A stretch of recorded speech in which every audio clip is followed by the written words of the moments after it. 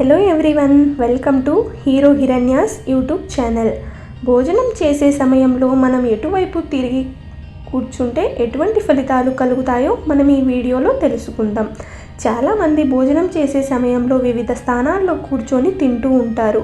కుదురుగా ఒక చోట కూర్చొని తినరు. ఒకే చోట కూర్చొని తినడం చాలామంది మర్చిపోయే ఉంటారు. అలా కాకోకుండా కుదురుగా కూర్చొని తినడం వల్ల చాలా మంచి ఫలితాలు కలుగుతాయని మనం ఇప్పుడు తెలుసుకుందాం. అయితే ఏ ముఖంగా కూర్చొని భోంచేస్తే ఎటువంటి ఫలితాలు కలుగుతాయో ఇప్పుడు మనం చూద్దాం.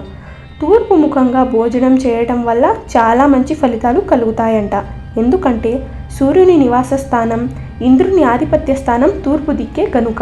అందుకే తూర్పు దిక్కు భోజనం చేయడం ఆరోగ్యదాయకం. అలాగే పరమర దిక్కు ముఖం పెట్టి భోజనం చేయటం వల్ల బలం కలుగుతుందంట. ఉత్తర ముఖంగా కూర్చొని భోజనం చేస్తే సంపద కలుగుతుందంట. దక్షిణ ముఖంగా కూర్చొని భోజనం చేస్తే కీర్తి ప్రతిష్టలు పెరుగుతాయని మన పూర్వీకులు నిర్ధారించారు. ఇలా నిర్ధారించడంలో ముఖ్య ఉద్దేశం మనం కుదురుగా ఒక చోట కూర్చొని భోజనం చేస్తామని అర్థం చేసుకోవాలి. ఏ దిక్కున కూర్చొని భోంచేస్తే ఎటువంటి ఫలితాలు కలుగుతాయో మనం తెలుసుకుందాం. ఈ విషయాలు మీకు నచ్చినట్లయితే సబ్స్క్రైబ్ చేసుకోవడం మాత్రం మర్చిపోకండి. ఉంటాను. Bye bye. See you again.